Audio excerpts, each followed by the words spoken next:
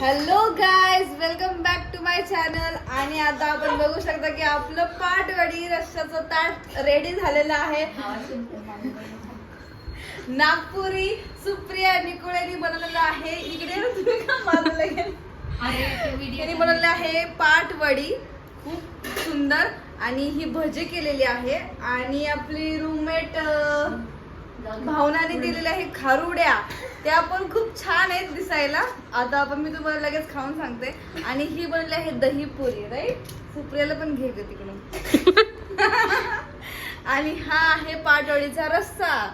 ही आहे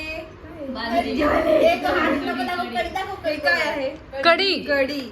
आणि ह्या चपात्या, वरण भात, पापड, कुरडई, खूप सारे डिशेस सुप्रियाने आज बनवलेले आहेत.